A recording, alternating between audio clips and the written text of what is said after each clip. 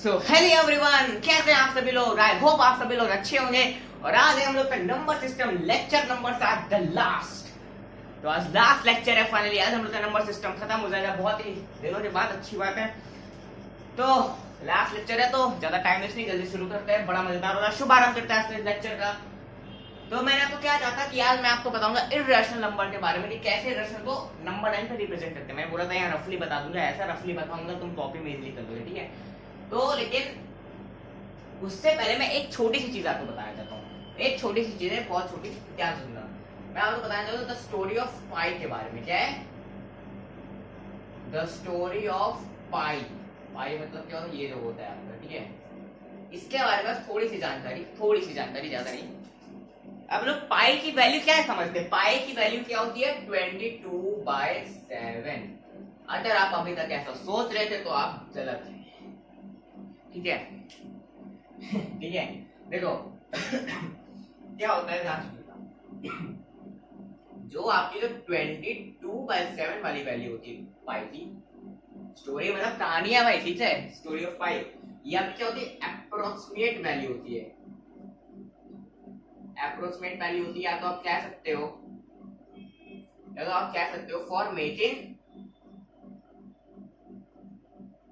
for making calculations easier। इससे calculation भी क्या होती है? थोड़ी इजियर बन जाती है। और अप्रोक्सीमेट वैल्यू होती है ये। तो ये जो रियल वैल्यू होती है, ये क्या है? बोला था क्या ये रियल वैल्यू हो? तो तुम गलत हो, रियल वैल्यू नहीं है। असली इसकी वैल्यू होती 3.14। ये है तुम्हारी रियल वैल्यू। ये तुम्हारी क्या है? Real value of real value. बस उसी का अपोजिट, जो वैल्यू तुम्हें उसने दी थी ना, बस उसका अपोजिट। अरे क्या कह रहा हूं, हाँ, तो रियल वैल्यू ऑफ पाई, ठीक है। तो ये होता है 3.14, ठीक है। अब बढ़ते हैं लास्ट टॉपिक की तरफ, which is representing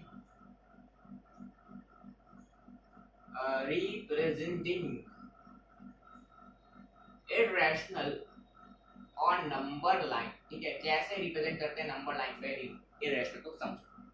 पहले इरेशनल क्या होता है? रैशनल होता है जिसको p/2 फॉर्म में लिख सके। इरेशनल क्या होता है? जिसको p/2 फॉर्म में ना लिख सके, ठीक है। तो p/2 फॉर्म नॉट देयर, ठीक है। p/2 फॉर्म में हम लोग नहीं लिख सकते हैं।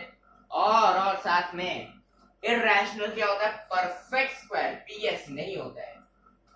इरेशनल का मतलब परफेक्ट स्क्वायर नहीं होता है, ठीक है। जैसे तुम्हारा ले लो √2, नहीं √2 कह रहा हूं, √4, ठीक है। ये नहीं होता है। और क्या बोला जा सकता है? और इस रेशन के बारे में होता है कि हमेशा तो हाँ, ये इंपॉर्टेंट है कि यहाँ पे जो अपना रूट होता है ना, रूट को आप क्या मान सकते हैं? n। अरे भैया अभी अभी स्टेट हुए अंदर कोई वैल्यू नहीं तो n मान लो उसको, ठीक है। तो रूट n क्या होता है? ये इसका कोई यही क्या नॉन परफेक्ट स्क्वायर होता है। क्या होता है? नॉन परफेक्ट स्क्वायर, समझ आया?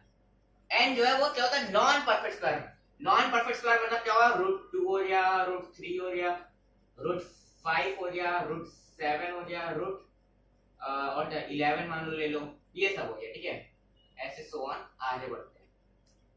ओके, परफेक्ट स्क्वायर क्या होता है? जो कि चले जाए, जैसे √4 क्या 2 हो जाएगा, √9 3 हो जाएगा। तो ये ना होना चाहिए, जैसे √2 √3 √5 √7 एंड √8, ठीक है। तो अब बात करते हैं आगे, जो कि अब मेन, ठीक है। अब यहां से बात करते हैं। देखो तुम्हें इसको बनाना है ना, तुम्हें अगर सीखना तो पहले तुम्हें उसके बारे में जानो। राइट एंगल ट्रायंगल के बारे में जान लो, ठीक है। राइट एंगल ट्रायंगल के बारे में जान लो। कैसे बनता है भाई? ऐसे बनता है, कुछ ऐसे बनता है। कैसे देखी तुमने कभी? ये ऐसे जाता है, अरे ऐसे जाता है, ये जाता है राइट एंगल ट्रायंगल होता है, ठीक है। तो इसमें मान लो ये तुम पॉइंट ले लो a, ये ले लो b, ये ले लो c, ये तुम्हारा 90 डिग्री फॉर्म करता है। अब ये जो इसकी नीचे लाइन होती है, ये जो नीचे लाइन होती है, इसे तुम क्या कहते हो? बेस। इसे तुम कहते हो बेस, इसे तुम कहते हो बेस, और इसे ये जो उसके सामने ये जो ऐसे स्लैंटिंग ये जो ऐसी लाइन जा रही है ये इसकी हाइट होती है। हाइट मतलब क्या हुआ, हाइपोटेन्यूज, हाइपोटेन्यूज जो भी इसको, ठीक है। ये हो गया बेस, ये जो ऐसी लाइन ऐसे नीचे जा रही है, ऐसी हाइट नहीं मतलब ये जो लाइन ऐसे नीचे जा रही है ऐसे, ये हो गया क्या, हाइपोटेन्यूज हो गया, हाइपोटेन्यूज। और ये तुम्हारा क्या हो गया, परपेंडिकुलर, ये तुम्हारा क्या हो गया, परपेंडिकुलर। तो ये क्या हो जाए, बेस, ये परपेंडिकुलर, ये हाइपोटेन्यूज, ठीक है। तो अब तुम्हें इसमें दो बातें याद रखनी है। दूसरा, पहली बात, अगर तुम्हें रिप्रेजेंट करना है इररेशनल तो नंबर लाइन, पहली बात है first p is equal to 1, हमेशा परपेंडिकुलर को 1 रखना है, ऑलवेज ऑलवेज परपेंडिकुलर 1, हमेशा तुम्हारा परपेंडिकुलर क्या होना चाहिए, 1 होना चाहिए, ऑलवेज 1। समझ आया, इतना समझ, परपेंडिकुलर क्या होना चाहिए, समझ आया। दूसरी बात, यूजिंग पाइथागोरस थ्योरम, ठीक है। तो हम लोग को पाइथागोरस थ्योरम लगाना रहता है, जो कि होता है x स्क्वायर होता है, हाइपोटेन्यूज का स्क्वायर x स्क्वायर, यही होता है ना जी, x स्क्वायर होता है, फिर होता है तुम्हारा p square plus b square. सबसे इंपॉर्टेंट तो देखो तुम्हारा यही है, ठीक है। दो बातें तुम्हें याद रखनी है, अगर तुम्हें इररेशनल तो नंबर लाइन पे रिप्रेजेंट करना है, दो बातें याद रखना है। ये तुम्हें पता है राइट एंगल ट्रायंगल के बारे में, परपेंडिकुलर, ये जब परपेंडिकुलर रहेगा इसे तुम हमेशा क्या मानोगे, 1, इसे तुम हमेशा क्या मानोगे, 1। फिर इसके बाद तुम इसका जो पाइथागोरस थ्योरम निकालोगे, जो कि होता है x स्क्वायर बराबर p स्क्वायर, x स्क्वायर बराबर p square plus b square. समझ आया, समझ आया। आज सीखते हैं कैसे रिप्रेजेंट कैसे करते हैं। चलो मान लीजिए √2 और नंबर लाइन, और तुम्हें दे दिया गया है √2 को रिप्रेजेंट करने को एक नंबर लाइन पे। ओहो, ये कैसे होगा, अरे कुछ नहीं यार, आसान है। देखो √2 है, और हमेशा एक और तीसरी बात मैं बताना भूल गया, जो कि एक और इसका पार्ट है, कि जो तुम्हारा हाइपोटेनस होगा √n इज हाइपो, तुम्हारा √n रहेगा ये √n मतलब जैसे √2, तो ये हमेशा क्या रहेगा, हाइपो, मतलब हाइपोटेनस रहेगा, ठीक है। तो यहाँ पे h हाइपोटेनस, मतलब ये हाइपो क्या है, √n हमेशा हाइपो रहेगा। ये सामने वाली क्या रहेगी, जो नंबर दिया है, कितना दिया है, √2 दिया है, देख लो, सिंपल है। √2 का स्क्वायर बराबर, परपेंडिकुलर हमें कितना रखना है, 1 रखना है, 1 का स्क्वायर प्लस बेस b का स्क्वायर। अब लोग तो इसमें से बेस निकालना रहता है, ठीक है। बेस निकाल दे, स्क्वायर स्क्वायर कर दिया, 2 बराबर 1, 2 बराबर 1, 1 इधर आएगा तो बचेगा 1, 1 बराबर बेस स्क्वायर, इधर स्क्वायर आएगा तो हो जाएगा √1, तो ये हो जाएगा तुम्हारा 1। समझ आया, 1 है तुम्हारा, ये आ गया बेस, इसे ये बेस है तुम्हारा, कितना आ गया, तुम्हारा आ गया 1, बेस कितना आ गया तुम्हारा, बेस आ गया 1, ठीक है, ठीक है। अगर रिप्रेजेंट करना ध्यान से, अब भाई स्केल कंपास तो है नहीं, अगर इसमें बताने के लिए तो मैं बता दूं कैसे करना है। अब यहाँ से ध्यान से सुनना, भी स्केल कंपास होता तो अच्छे से बता पाता, बट ऐसा सुनना ध्यान से। अब क्या करना है, इसमें बेस कितना है, 1 सेंटीमीटर है, बेस कितना है, 1 सेंटीमीटर, ठीक है। तो अपनी सिंपल सी एक अच्छी सी लाइन खींच लो, जितना खींचना है तुम्हें, जितना खींचना है इतना, चलो इतना मान लो खींच लिया तुमने, इतना मान लो तुमने क्या किया, लाइन खींच लिया, ठीक है। 0 और इतना तो मान लो 1, 1 2 3 4। हमेशा ध्यान रखना, जब तुम स्केल से लाइन खींचोगे तो उसी टाइम मार्क कर लेना, 1 सेंटीमीटर है, 1 यूनिट बराबर 1 सेंटीमीटर। तो क्या करना, स्केल से लेना, फिर 1 के ऊपर ऐसे डॉट लगा देना, फिर 2 के ऊपर ऐसे लगा देना, फिर उसके बाद में 1 2 3 4 ऐसे लिख देना, ठीक है। समझ आया, समझ आया, समझ आया कैसे करना है। स्केल से जब लाइन ड्रॉ करोगे तो लाइन ड्रॉ करने का हटाना नहीं, बस 1 जैसे जहां 1 है, जहां 2 है, जहां 3 पे ऐसे डॉट लगा देना, तो उसके बाद यहां से लिख लेना 1 2 3 4, ठीक है। समझ आया, इतना समझ आ गया, इतना समझ आ गया। अब इसमें क्या बोला, परपेंडिकुलर कितना बोला, परपेंडिकुलर 1 दिया है, बेस मैंने कितना बोला था, बेस 1 सेंटीमीटर, बेस ये बेस, ये बेस, ये बेस कितना है, ये कितना है 1 सेंटीमीटर है, बेस है 1 सेंटीमीटर।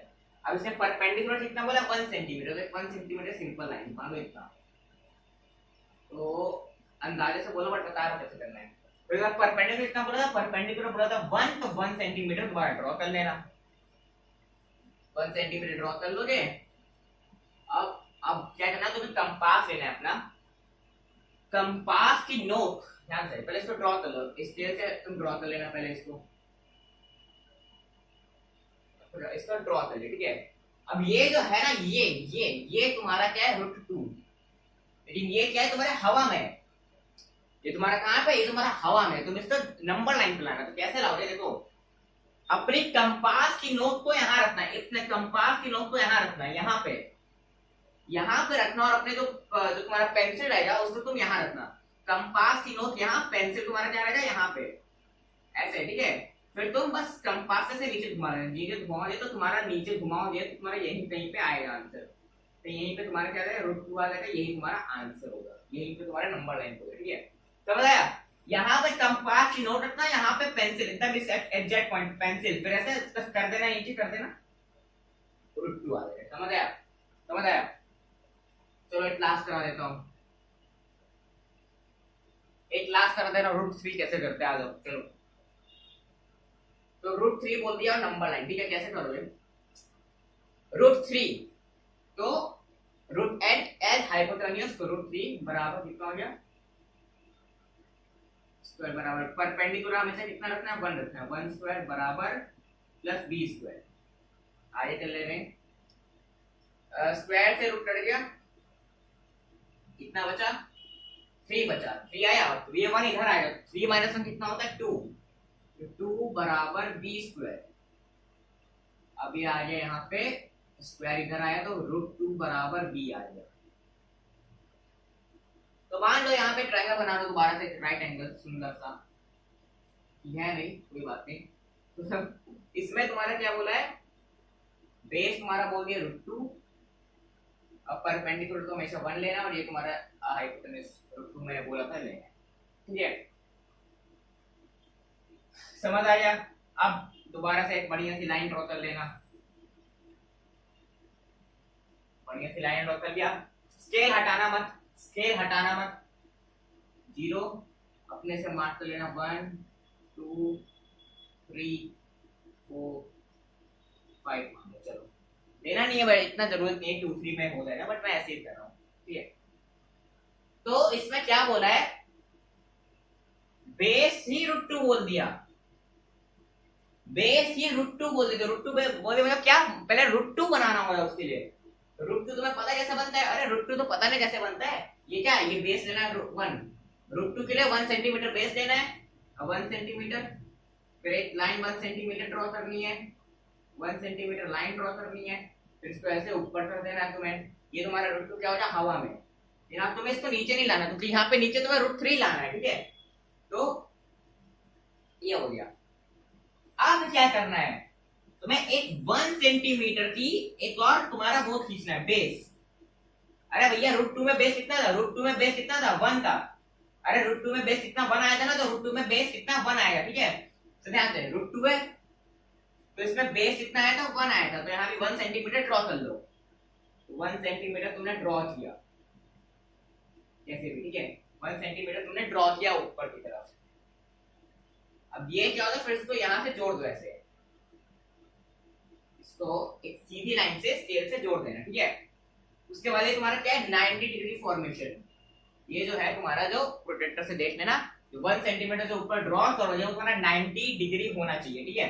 अब वो कुछ नहीं करना है, कंपास तीनों यहाँ रखना है, पेंसिल यहाँ, इस वाले पे नहीं, अब √3 बनाना है तो इस वाले पे, ये √3 क्या, ये √3 तुम्हारा आ गया है, ये √3 तुम्हारा आ गया, लेकिन इसमें हवा में, तो उसको नंबर लाइन पे लाना है, ठीक है।